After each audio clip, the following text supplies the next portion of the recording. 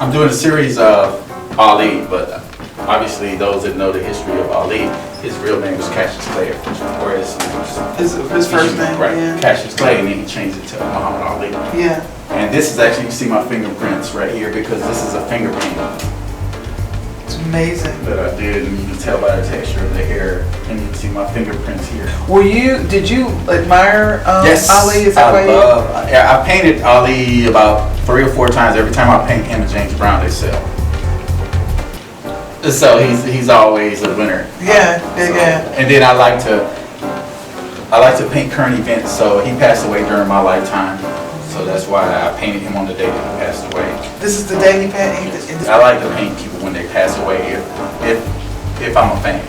Welcome to Talking with Janet, and I am very honored to have with me Jesse Raudales, who was the first Latino Olympic artist for the U.S. Did I get it right, Jesse? Yes, ma'am. Got it right, great. And what makes this especially wonderful is this is his 10th year anniversary, and he's about to do a whole lot of wonderful new things. He's got a new art exhibit that's coming to the eastern part of the United States, and it's called Rebirth. He's here. He's going to talk to us all about that. Jesse, thank you so much for taking the time to talk with me. Welcome to the newest dialogue in politics, community news, human interest stories, entertainment, and information from Eastern North Carolina. Janet Conner-Knox is an award-winning journalist with more than 25 years experience in print, radio, and television. This is Talking with Janet.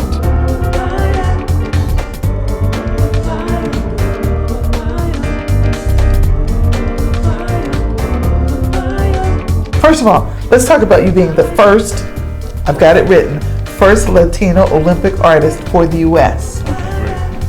When did that happen? And it's thundering and lightning as we talk. 2016. Of course, there have been other Latino Olympic artists, but from Spain, different places, Barcelona, or just other countries. Mm-hmm. But as far as the United States, I was the first Latino Olympic artist and the youngest Olympic artist for the United States. Wow, how old were you at the time? Are you telling? Do you tell age? It's okay. You don't have to tell it. I was. So if I was 45, 40. No, I'm sorry. That's what I am now. 36. See, I don't tell when people say, "How long have you had the Emmy?" I go, "Oh, child, please. How old are you?" I'm like, I don't tell.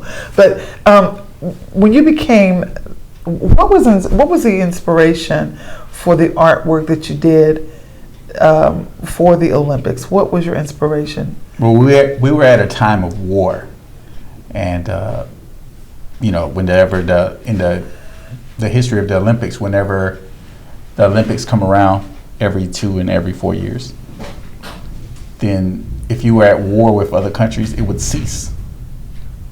You compete in the Olympic Games and then go back to war after the Olympic Games. So the theme was about peace, and I'm at peace when I'm with my child, and that's why I named it Peace for the Children of the World.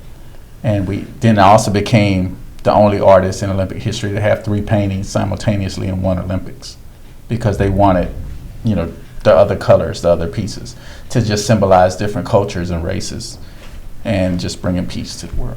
And that beautiful face we see is your son's. That is my son, Jesse Raudales. Yep. And I also became an Olympic artist and signed my documents and papers on his birthday. That's wonderful. So everything was already written. Mm-hmm. You know how they say all the stars and everything just aligns up. Mm-hmm. I became an Olympic artist on his birthday.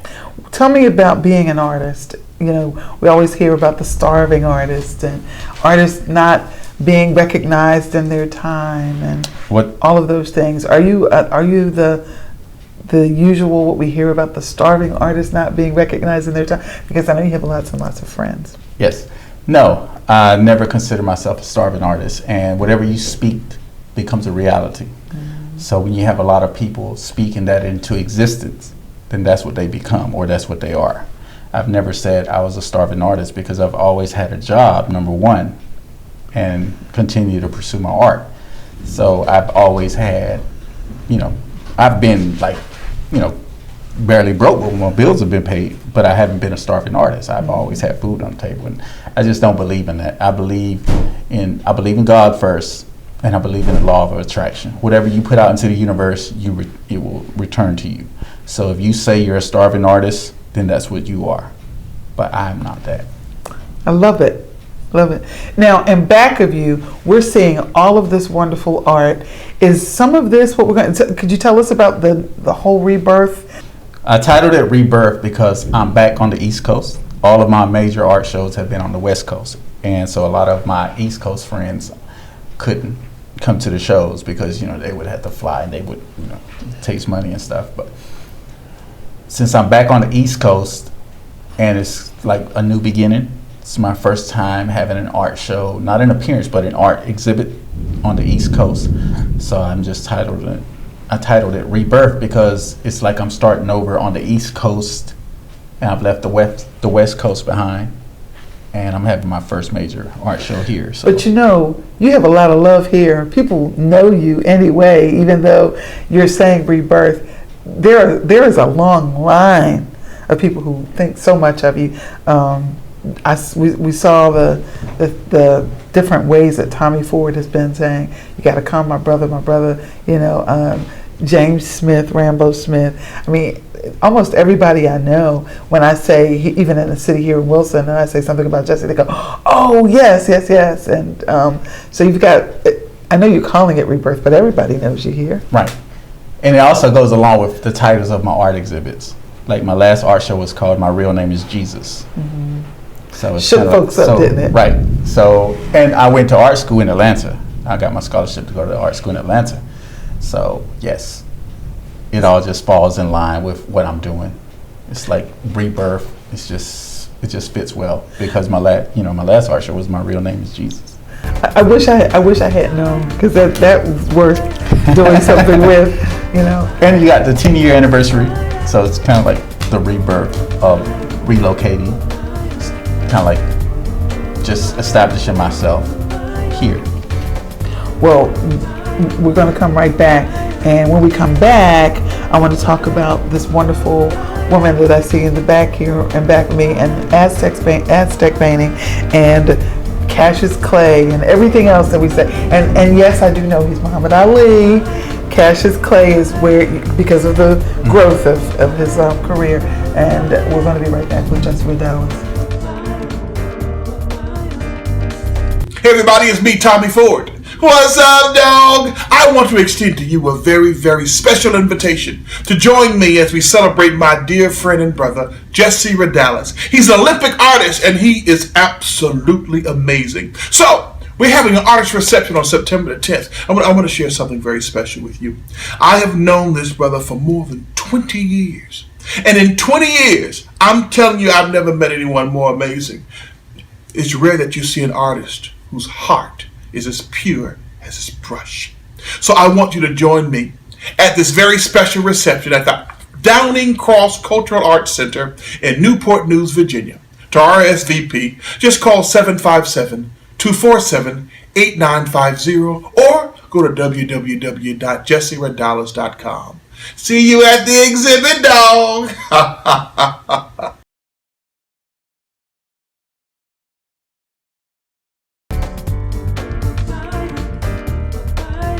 And we're back, and it's thundering and lightning, and it was 100, almost 100 degrees today. I love it. I love the rain. And you paint in the rain. You said you love painting in the rain. I love painting in the rain. I love the thunder. So, yes. Well, we're getting a lot of it during your show today. So I'll be painting tonight.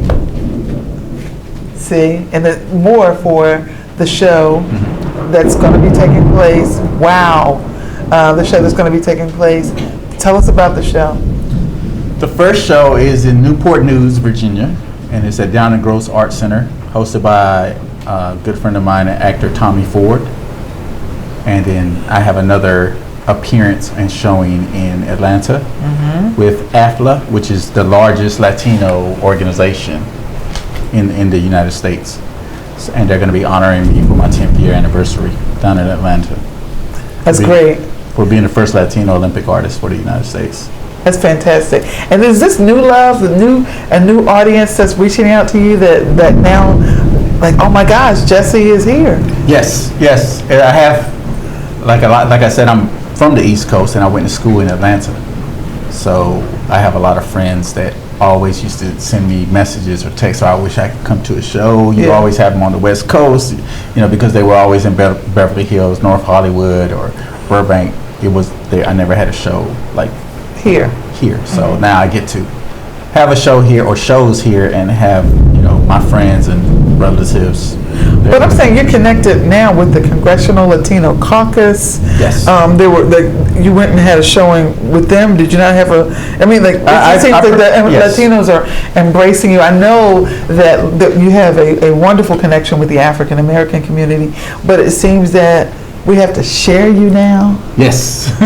Well, being the first of anything, and being the first Latino Olympic artist, you have to take responsibility for this honor and this award. And I just feel like it's just I have to speak up. I have to voice my opinion. I have to let it be known that I'm proud to be Latino.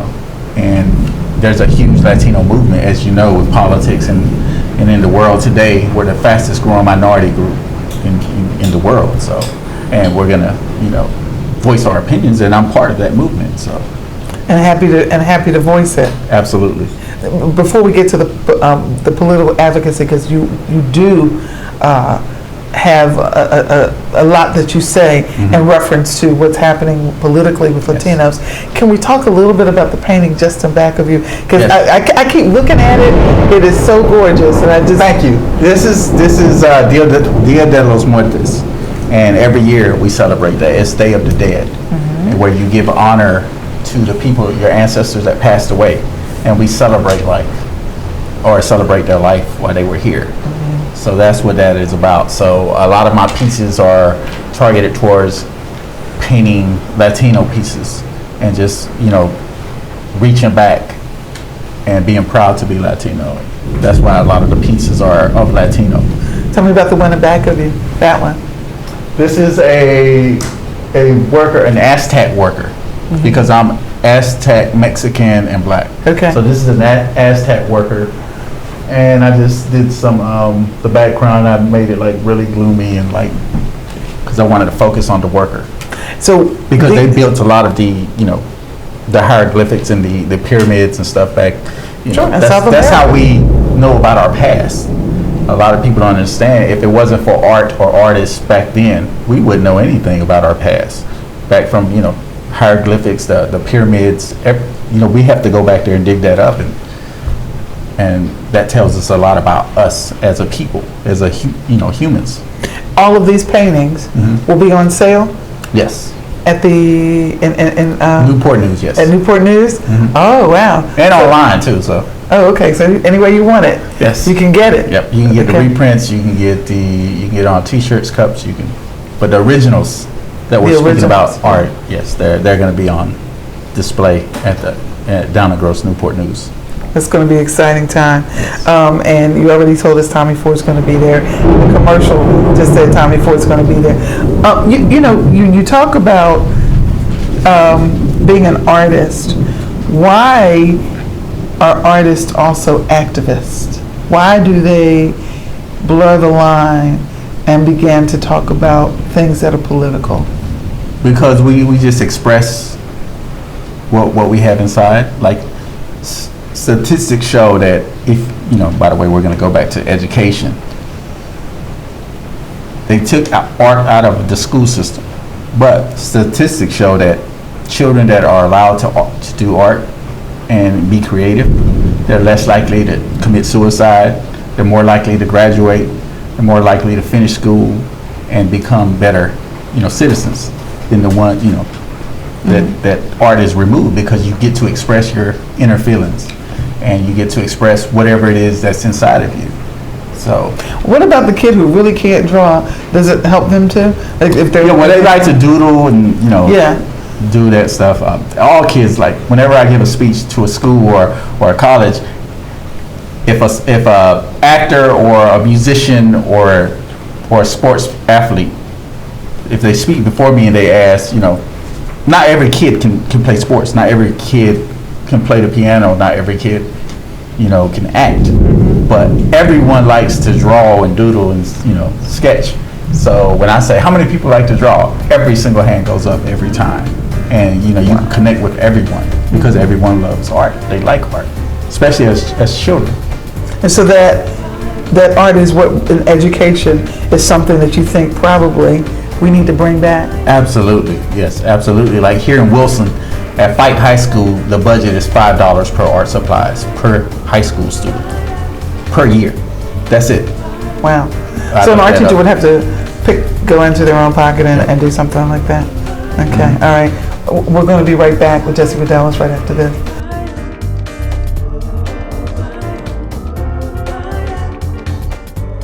Brotherside Entertainment, LLC.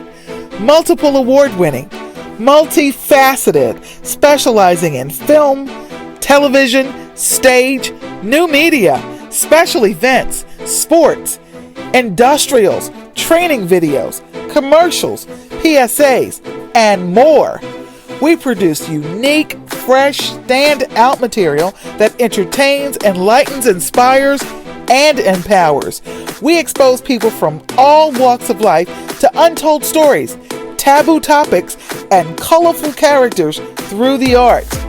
We produce original content, and we are also ready to help you bring your project to life. Our prices are competitive. Creative and technical challenges can make or break a project. Our team is comprised of lauded filmmakers, actors, and musicians with a combined 20 years of field and academic training. Our work has garnered official selections and commendations at local and international film festivals. We aim to break down the walls that stand between you and your dreams. Visit us now at BrothersideENT.com, on Twitter at BrothersideENT, and on Facebook at Brotherside Entertainment. Oh my goodness. See, you guys don't know how funny Mr. Raudales is, but when the cameras go up, then he has you rolling because he's cutting up, and he comes back and he's a serious artist. And I'm telling you, you got to go up to Newport News and see the total Jesse experience, the whole total Jesus experience, right? Absolutely. You give a lot of credit to a man by the name of Michael Bone. Yes. You said he's your only art teacher. Yes, he is the only art teacher that I've had that has allowed me to grow as an artist. And he was my high school art teacher. He just embraced me and allowed me to just grow and do as I pleased in class. He didn't try to confine me and say, okay, you have to paint like this or you have to do this or that. He saw the talent and he just basically let me go. He just said, hey, you paint whatever you want. And he just allowed me to grow as an artist. And I have a lot of respect and admiration for him, and we still stay in contact through Facebook. He's just the only person I give credit to as far as anyone that I look up to as far as artists. I know that when earlier I had interviewed your niece, and your niece said the same thing, that being boxed in was not a good thing. And as a matter of fact, she had been stifled because someone told her she was not an artist. What in the world? Did you know that had happened? You didn't know about that, did you? No. A lot of artists, I'm not one of those type of artists, but a lot of artists, they ask for others' opinions, or they worry about what someone's going to say, or they're afraid to price their pieces. Mm-hmm. And they're just confined. They don't like to speak to people. They're secluded. Where I'm like a people person, and so I just speak my mind, and that just comes with being confident and just knowing that you have a gift, and it's sort of cocky, but if you have the gift to back it up, then it's really not. Kind of like Ali, right? He said he was the greatest before he was the greatest, yes, and he was the greatest. Yeah, he is the greatest exactly. of all time. So if he didn't have that confidence and he didn't have that drive, that motivation, then he wouldn't have became the champion that he was. So you were doing some artwork with young children. Do you still continue to do that, or is that only during the school year? Yes, I still do it, and I'm going to start back up in a couple of weeks. since it's summertime. But yeah, because In July? Yes, because I have to do. Well, we're in July. Yes, July. Because I have to like make appearances and go back and forth to DC or go to Atlanta or go to this place and that place. So that takes up a lot of my weekends, which is when I normally would have the art classes on Fridays and Saturdays. I also heard that you're an author. Yes. Tell me about your book. Keeping order. I mean, no, not keeping order. If I were a daughter, And I said if I had a I said daughter. Arthur, like he's an author is the name. Okay, we'll go back to that one. Oh wow, where'd you guys get that? Let me tell you about the hookup. Okay, are you ready to Okay, fist bump me Michelle. here? Not gonna tell you my secrets. I'm a journalist. Michelle. Here's Jesse's book. Tell me about this book. Okay, I was a radio personality in Los Angeles for 4 years, and it was a show about sex, religion. It was about religion, sex, and relationships. And I was on the panel I was the only male, and I had 3 other female panelists. Am I doing this commercial enough for you right here? Yeah. I'm sorry, go on. All right. So the first time I was on, they were interviewing me as an Olympic artist, and they had like the most hits on the station Wow. because it was like 90% female. And so they asked me to come back for a second time. My manager said they want you to come back. So I went back again, and then they had more hits. And then they just asked me would I come on the show every now and then. And then once I got on, I never left, but I gave my male's opinion. I tell you what, though, if that works, that hit thing works, we're going to be liking that, won't we, Brotherside? If the hits work. Oh yeah. Well, what it was is you had 90% female fan base. Audience, yeah. And being somewhat attractive person as an artist, it just and not being gay So in they Los said Angeles. they said, "Oh, you fine, right?" And I could and you be straight." So the book came about because we would do male versus female opinions and stuff, and callers would call in, and they always said they liked the advice I gave them, which was the same advice that the women gave, but they just listened to a male instead of the female. Sure, they'd rather hear a guy tell them. Right. And a lot of people would just call, you should write a book because all the stuff you say, about, if you had a daughter, because I have a son, so I would always say, if I had a daughter, this is what I would tell her. Or, yeah, I wouldn't tell my daughter to do that. I would put her up on game, that kind of stuff. And so I just wrote a book, and they submitted questions, and it's not the best written book. Can somebody still get this book? It's on Amazon. It's on Amazon. Or you go to my website. Yeah. Okay. All right. Click on. Fantastic. Let's go again. Let's start talking about politics. I know you have some very, very strong opinions about registering and voting and things of that nature. Yes. And I was lucky to be there. Yes. When you registered your mom, and she voted, and you were very happy and proud about that. Absolutely. Yes, like I said, as artists and with current events or things that happen in our lifetime, we like to express ourselves. And as the first Latino Olympic artist, I feel like I'm a leader and people need someone to lead them. And in Wilson, I would ask like my mother, my sister, and some of their friends and some of my friends that were Latino. Number one, they were scared to vote. What were they afraid of? They just thought my mom thought she would get in trouble because of Donald Trump and all the stuff that's going on in the media. Really? She thought that. What did she think Donald was going to do? They think they're going to get deported. They think somebody, or they're going to deport somebody in their family. So it's fear. It's just fear. Fear. Or they just think that they cannot vote or they cannot register because they've never done it and no one's told them, hey, yeah, you can do it. By the way, you're a citizen. Yes, you have the right to do so. And you were there. You saw how she was scared. She didn't want to. She had, she was thinking that something was going to happen, something bad. I'm like, nothing bad is going to happen to you. So fear is the number one reason, and then lack of knowledge, not knowing.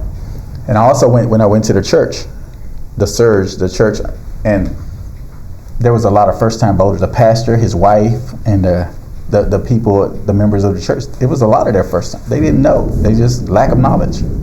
So I just took it upon myself to lead by example and say, hey, no, you can do it. Don't worry about it. So what are you telling people now about candidates? Are you telling them to listen what the candidates have to say? Absolutely.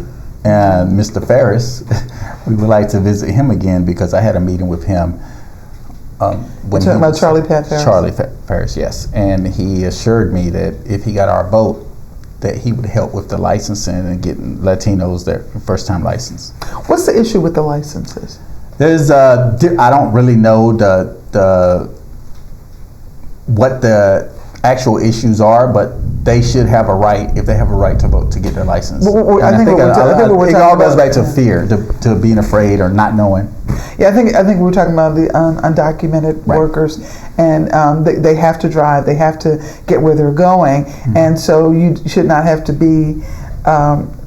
Well, not if you're an immigrant, you should be able to drive to work, because it's one of those issues of being able to drive and get to where you're going without breaking the law. Right. And there's a push for candidates to include in their talks to have on their list that Latinos being able to get their license without actually being a member of the United States. Right. So, yes. Well, Jesse, we really, really want to thank you. I want to really thank you for spending some time with me, for talking with me about all that you're doing, and that you're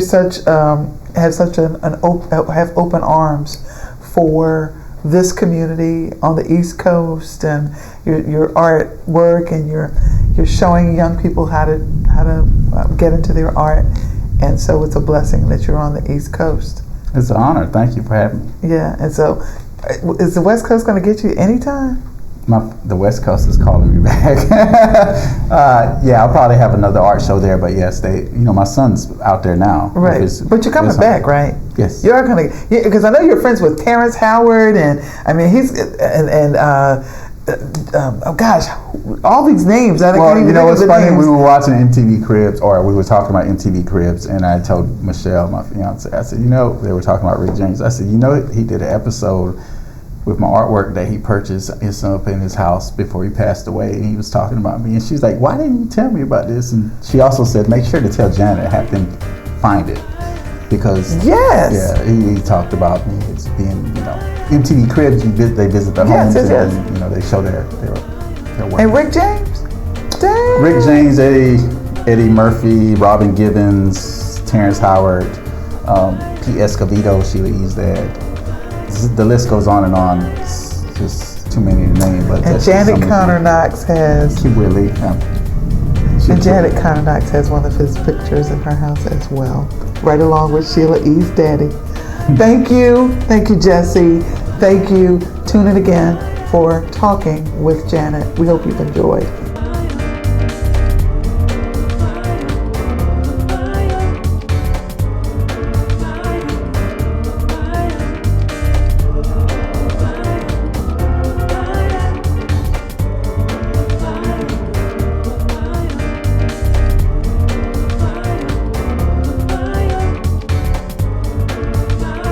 If you or someone you know would like to be a guest on Talking with Janet, please contact us by email, brothersideent@gmail.com. Leave your name and contact information.